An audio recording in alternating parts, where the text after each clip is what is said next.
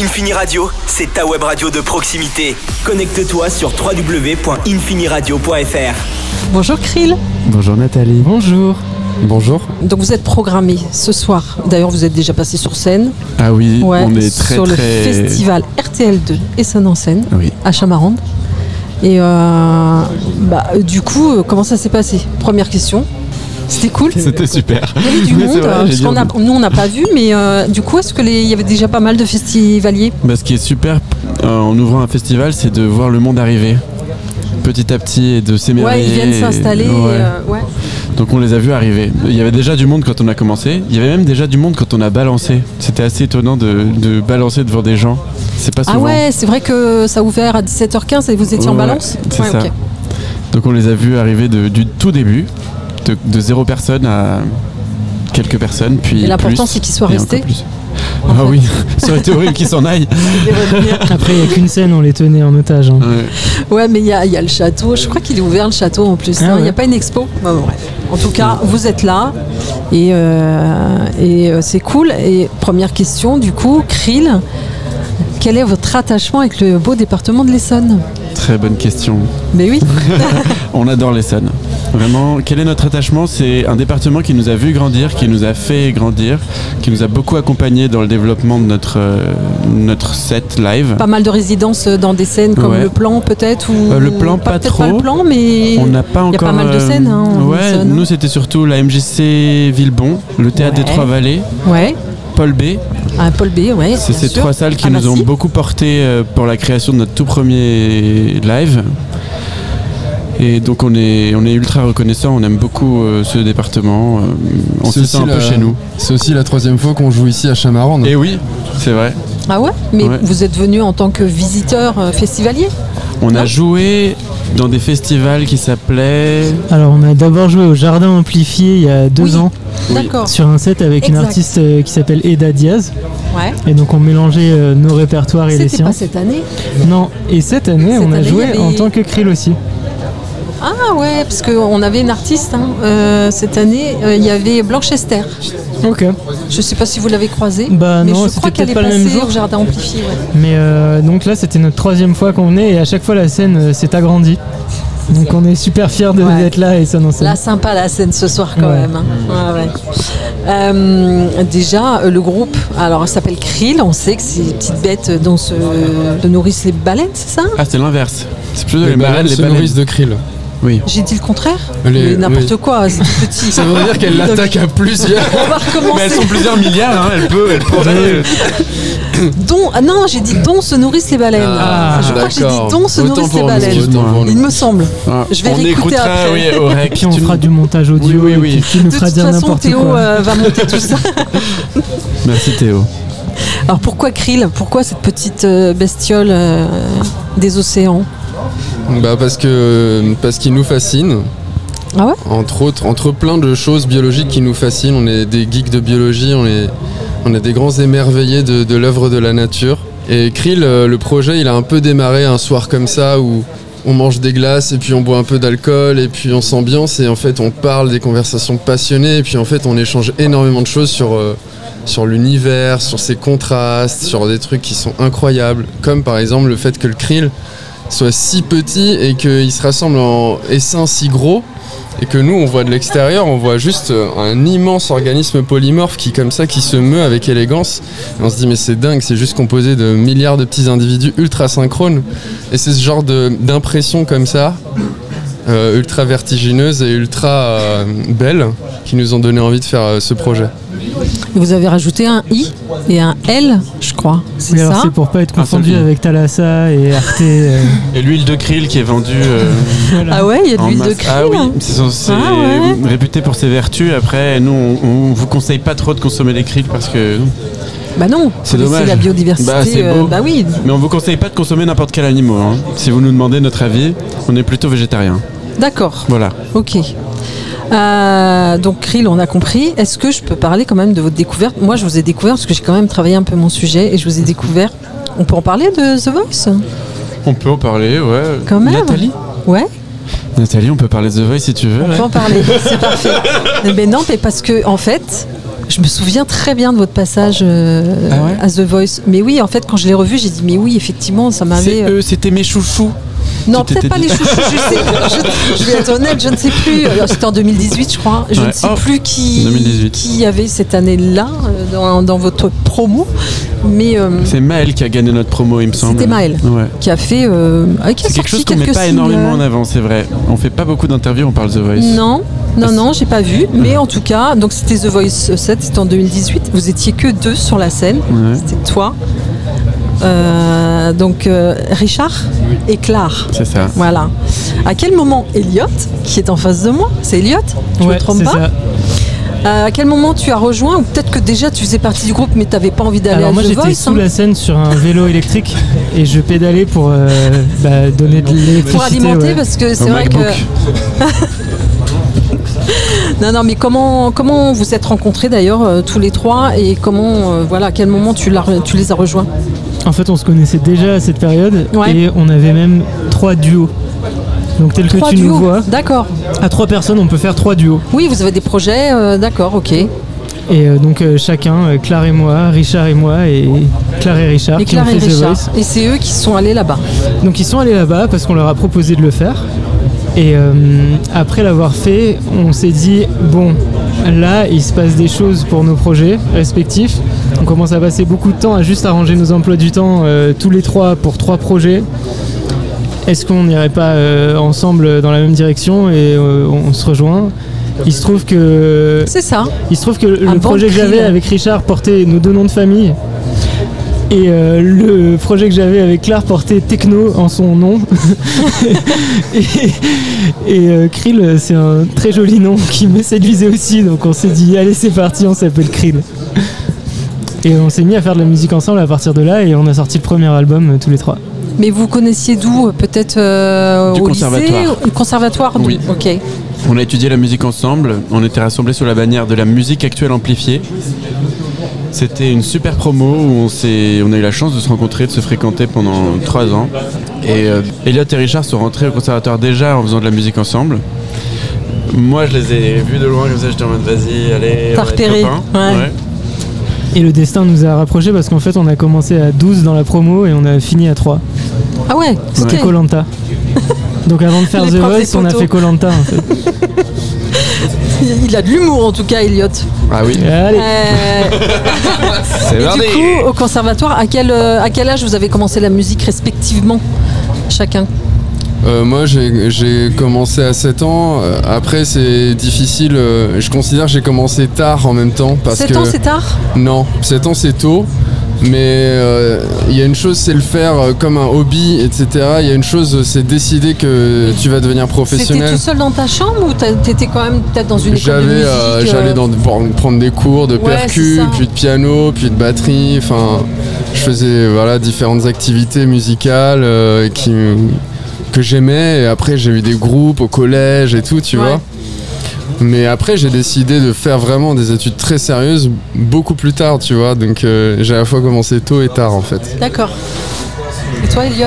Moi, j'ai commencé à 6 ans à faire de l'accordéon au conservatoire. L'accordéon? Ouais. Ok. T'en joues encore? Non. Il y en a un tout petit peu sur le prochain album. Ah. Mais je joue plus du tout au niveau où je jouais à l'époque. Ah ouais, d'accord, t'étais niveau 6 ans quand même. C'est juste que ça se travaille et j'en ai fait 10 ans, donc j'avais atteint un niveau et c'est pas comme le vélo. Ça ne se retrouve pas. Ah ouais? D'accord. On retrouve des choses, mais on retrouve pas du tout pas le niveau, les mêmes pointes de vitesse qu'on faisait à l'époque, quoi. D'accord.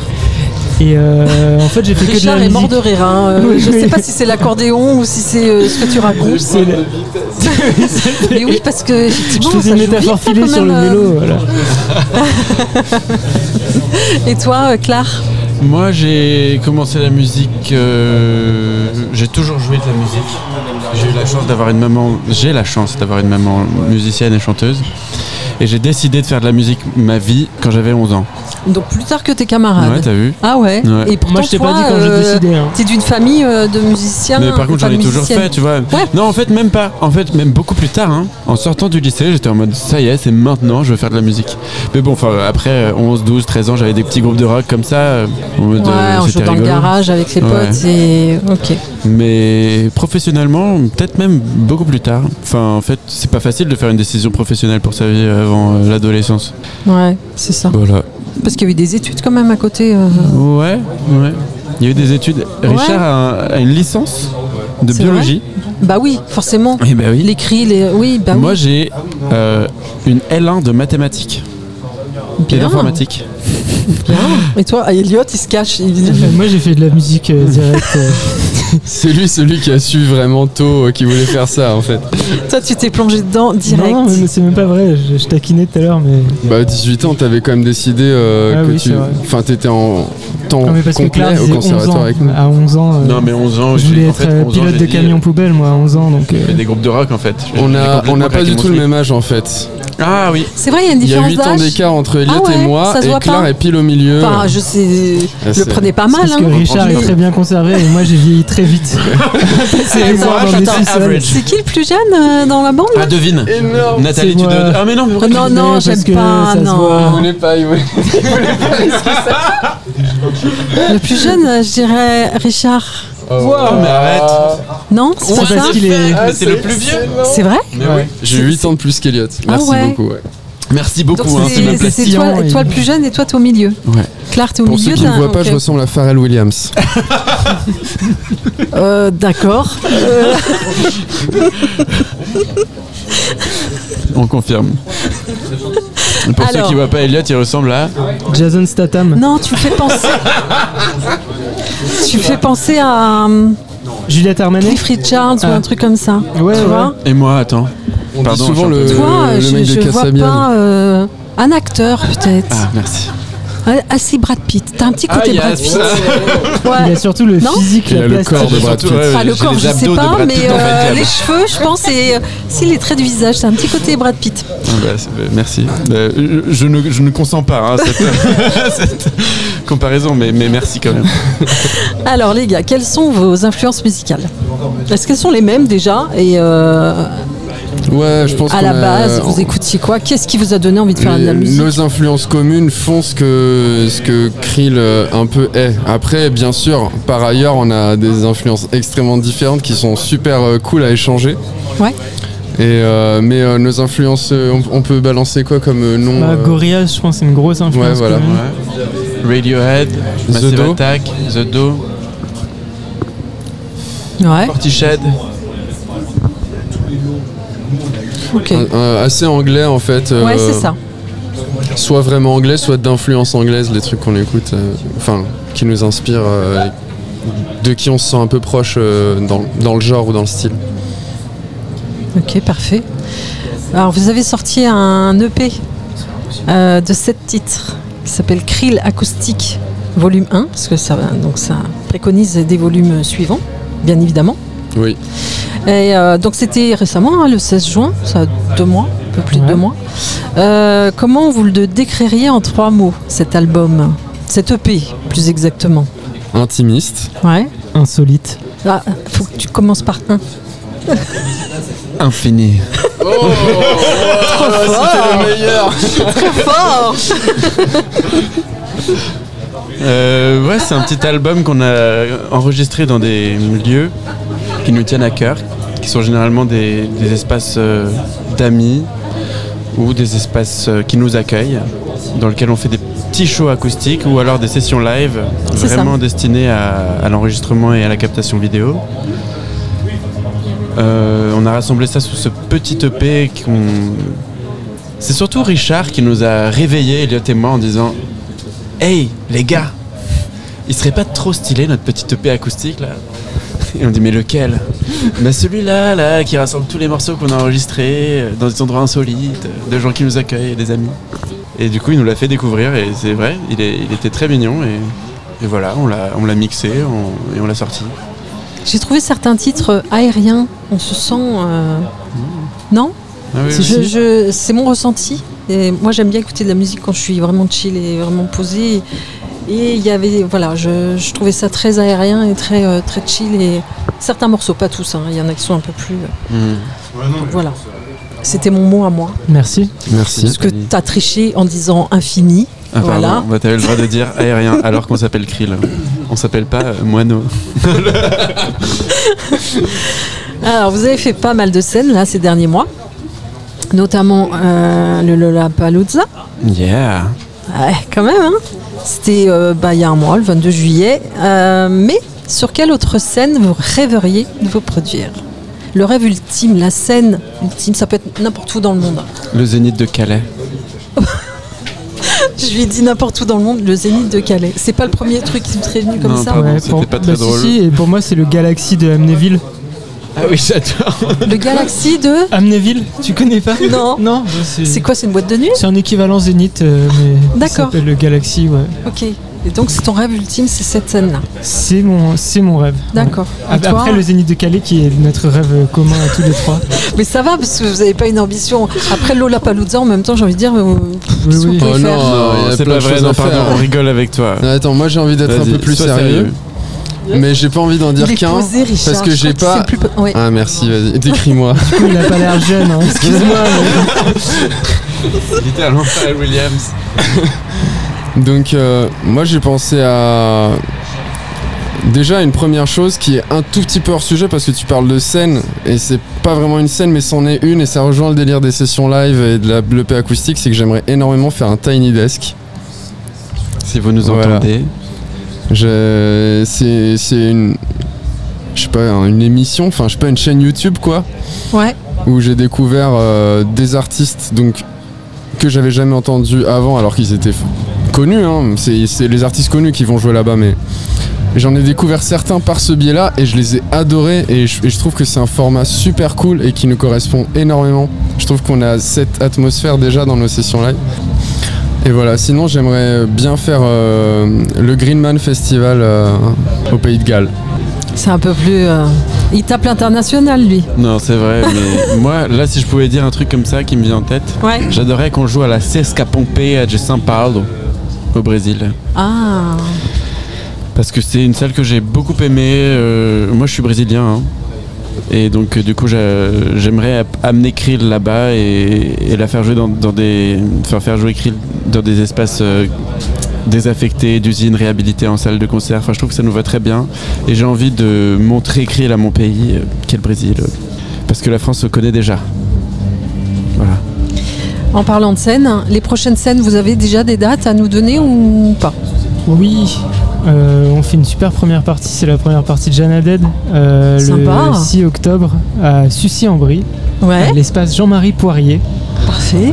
Qui, contrairement à nous, est sur ses mains, alors que nous serons sur nos pieds sur scène. Je fais référence à son nom de famille, Poirier.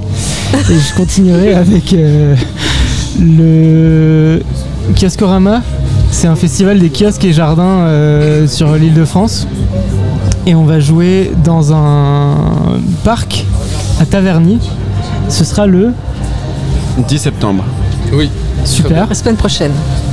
Ah ouais. Ça. Wow. Dimanche prochain. Notre petite excursion en Bretagne, parce que là on part en Bretagne pour s'extraire du monde. Pour vous montez sur scène en Bretagne ? Non, on va prendre des vacances. Vous reposer, on va juste voir le Krill, un peu dans la mer. Il y en a en Bretagne ? Ouais, il y en a dans tous les océans du monde. Parfait. Toutes les mers et les océans du monde. Pourquoi la Bretagne ? Vous êtes... On aime bien. Moi, en fait, c'est les parents d'Eliott qui nous amènent en vacances, voilà, c'est dit. Moi, je suis un peu bretonne. C'est vrai ? Ouais. Moi, j'ai vécu en Bretagne, dans le 22, dans la Côte d'Armor. Ouais, mais où ? Nous, c'est plutôt Finistère. À côté de Dinan. Ok. Tu connais ? Ouais. C'est joli, c'est une ville médiévale. Ouais. Tu peux avoir de l'inspi. Mais on a joué à Saint-Brieuc le mois dernier. Ouais. C'est au bord de la mer. En mai, merde. Mais moi, tout va très vite. Non, c'est bien, c'est chouette la Bretagne. Vous êtes pas mal sur les réseaux, donc on peut rappeler, si quand même, non ? Tu veux dire en termes de présence ou de... Vous êtes présent, pas forcément actif. Tout ce qui est Corée, TikTok, par exemple, pas sûr. Vos fans peuvent vous suivre quand même sur les réseaux ? Avec plaisir. Oui, bien sûr. Si vous avez aimé cette interview, suivez-nous. KR2I2L Music, MUSIC, Krill Music. C'est à travers nos réseaux, en tout cas, qu'on communique toutes nos actus, qu'on explique tout ce qu'on va faire et que voilà, on donne les liens pour les nouveaux albums, dont celui qui va sortir début 2024.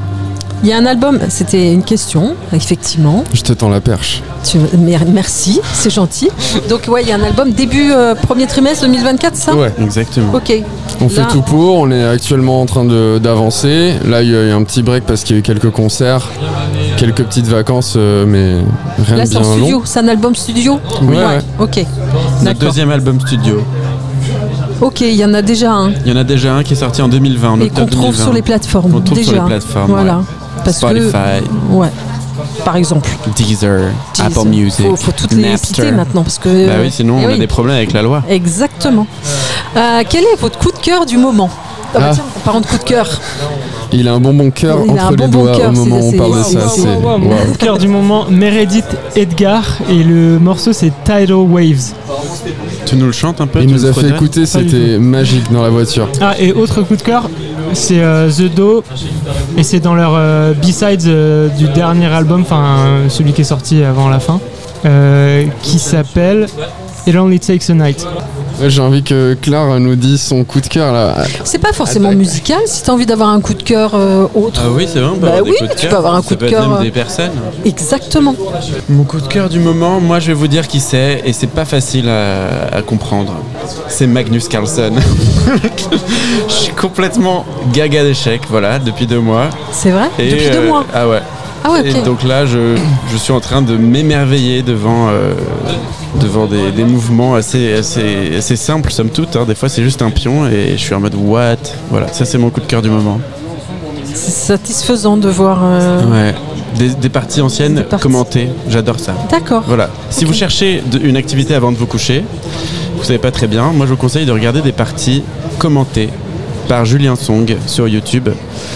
Il a une voix très douce et c'est extrêmement captivant et vraiment voilà. Donc finalement c'est Julien Song ton coup de cœur. Mon coup de cœur c'est Julien Song qui me parle de Magnus ou de ses propres parties d'ailleurs parce que lui il adore raconter ses propres tournois et tout. C'est sans sas. Vraiment je sais plus quoi dire. Je sais pas si c'est l'affiche ou pas. C'est un coup de cœur.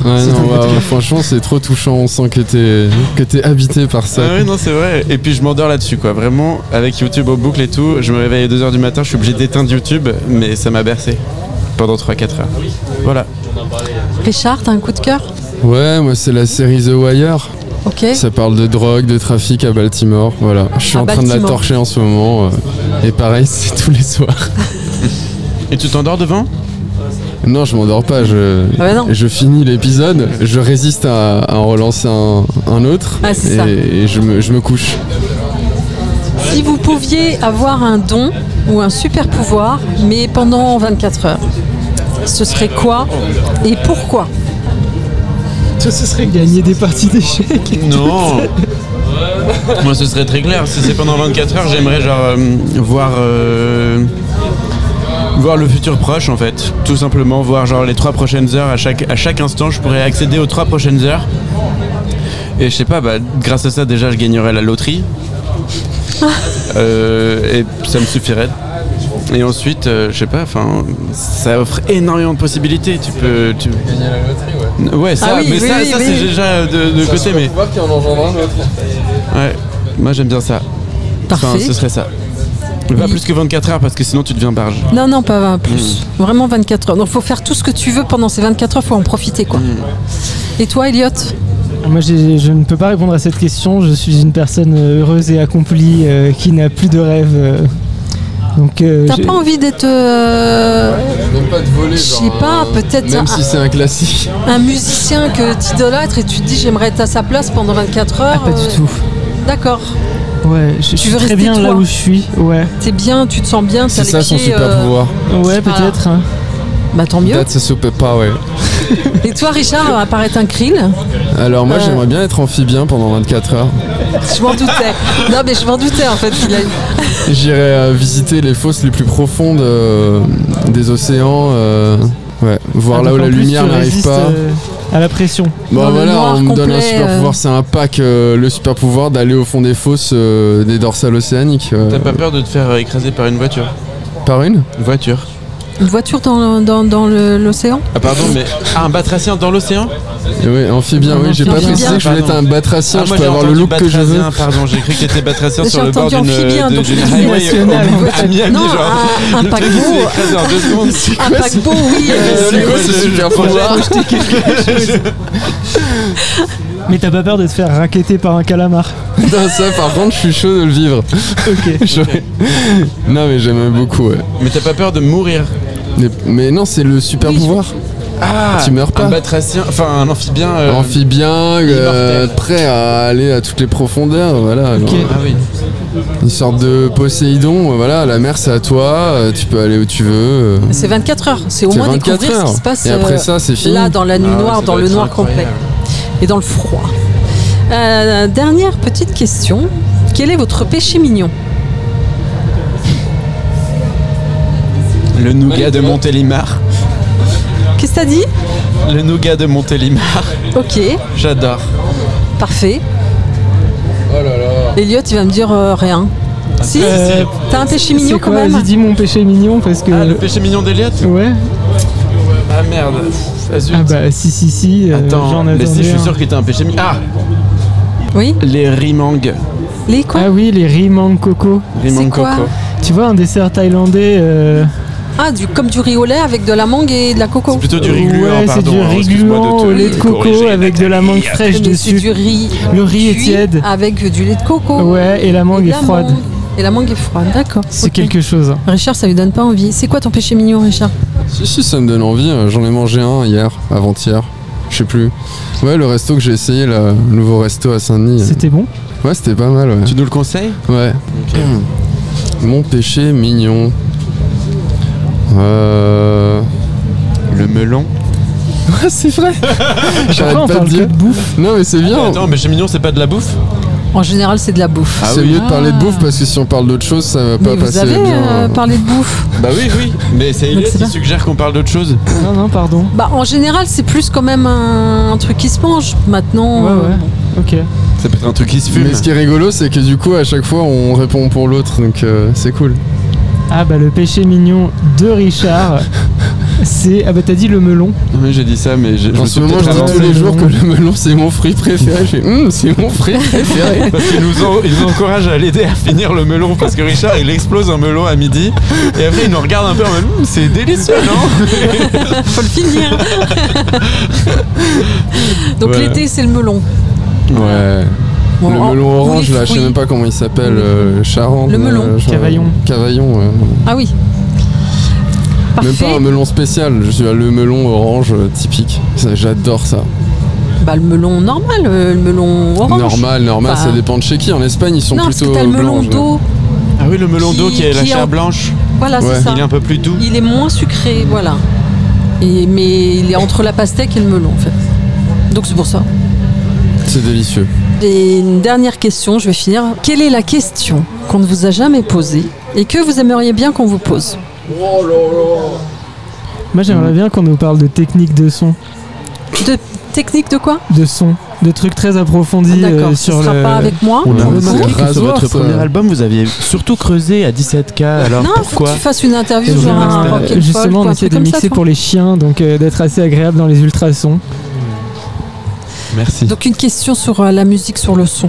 Ouais, C'est ça. j'aimerais bien quelqu'un où... Plus technique. en Ouais, fait. et où on a l'impression qu'il a écouté 10 fois l'album. Et qu'il est que à cette fond et personne, qu'il connaît par cœur. Ouais, Ok. qui s'est pourrais la- plongé dans comment on a fait les choses niveau son. D'accord. Moi, ça m'intéresserait. Ok. Tu pourrais tester une question, genre comme si t'étais à sa place et tu nous poses cette question. Je crois que c'est pas à l'énoncé là. je sais, j'étais en train d'apporter un nouvel énoncé. Mais attends, c'était ma question, voilà, à toi d'y aller. Quelle est la question qu'on ne t'a jamais posée que t'aimerais bien qu'on te pose? Oh, j'ai besoin de réfléchir alors. Moi j'ai une réponse. Ah, je sais merci, pas si Claire. elle est pas trop secrète pour que je la dise en fait. Ah. Parce que si je la dis en fait après. Moi après ce sera sur Infini Radio quoi. Donc les gens pourront écouter et puis nous la poser après. Et après, Ouais. après on sera bien embarrassé. C'est une question indiscrète? Non pas vraiment, non je dirais pas ça. Personnelle? Je vais le raconter dans l'intimité d'Infini Radio. Waouh, putain. J'aimerais que un journaliste nous regarde très sérieusement et nous disent quelque chose de complètement à côté de la plaque. Mais vraiment, genre par exemple, ça fait 10 ans que vous habitez maintenant au Congo, machin, un truc comme ça, genre, qui soit pas vrai. Et maintenant, on serait obligé de faire avec, de dire oui, c'est vrai. Ah ouais, tu le ferais? Ouais, j'adorerais. Tu jouerais le jeu? Ah ouais. Ah ouais. Faut se méfier alors. Hein. Il faut pas le dire. D'accord, ça se trouve The Voice en fait, je l'ai inventé. Oui. Et t'as vu, on a bien joué, hein. on a bien marché. Ouais, bah c'est parfait. Les gars, merci beaucoup d'être venus au micro d'Infini Radio, parce que Richard n'a pas réfléchi de toute façon, donc tu ne me répondras non, moi pas. je réfléchis plus là. C'est pas grave. On va vous laisser vaquer à vos occupations, aller voir peut-être. Je ne sais pas qui passe après sur scène, c'est Juliette Armanet. Voilà, on va aller voir Juliette Armanet sur scène. Et merci beaucoup. Merci Nathalie. Merci à toi. Merci à vous.